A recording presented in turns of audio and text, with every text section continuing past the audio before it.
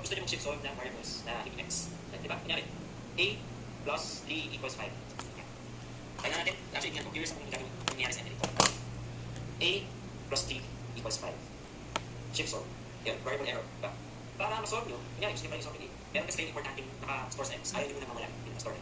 At gusto nyo sa A store. Gagawin nyo, shift, comma, and then A. A plus 3 equals 5, comma A.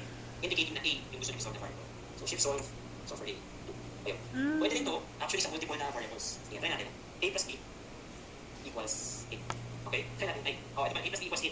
Hindi alam ng calculator yung anong variable yung gusto nyo solve. So, indicate natin, comma, 8. So, indicating na A yung gusto natin i-solve. Kapag i-shift solve natin siya, tatanungin tayo anong variable.